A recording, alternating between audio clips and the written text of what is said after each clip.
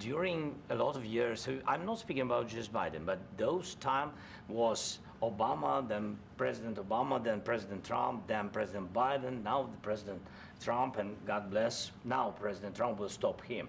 But during 2014, nobody stopped him. He just occupied and took. He killed people. You know what the contact line? 2015.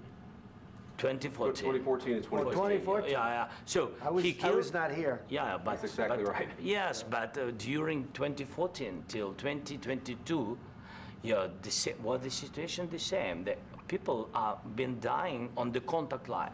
Nobody stopped him. You know that we had conversations with him, a lot of conversation, my bilateral conversation, and we signed with him. Me, like a new president.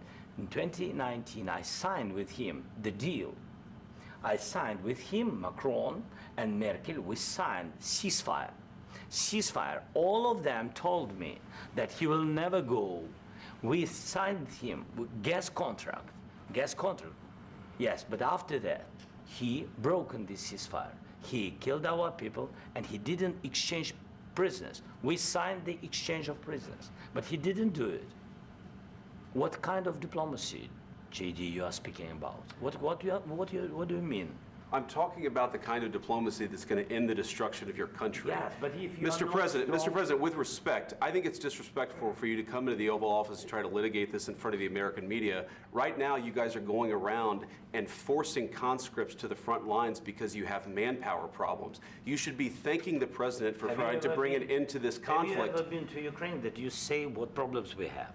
I have been to. Count one. I've actually watched and seen the story. That was the heated discussion in the White House, in the Oval Office of the White House in the US. And now we understand that a deal is not being struck.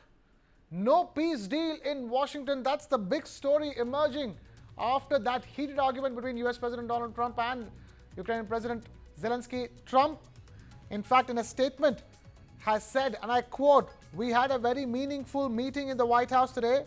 Much was learned that could never be understood without conversation under such fire and pressure. It's amazing what comes out through emotion, and I have determined that President Zelenskyy is not ready for peace. If America is involved because he feels our involvement gives him a big advantage in negotiations.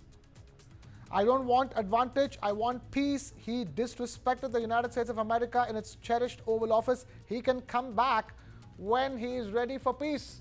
So that's the final outcome. No peace, no deal in Washington, D.C. between the US and Ukraine. Donald Trump declaring that Ukraine's President Zelenskyy is not ready for peace, and that he has disrespected the United States of America in the Oval Office of the White House. Trump finally declaring that Zelenskyy can come back when he is ready for peace. That's the latest emerging out of the meeting between Trump and Zelenskyy.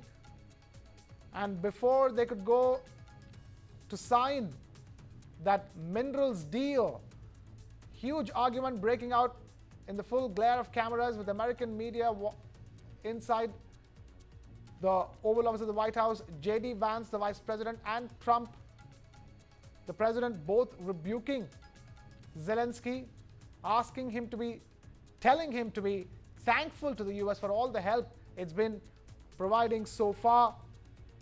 After that heated argument comes this latest development.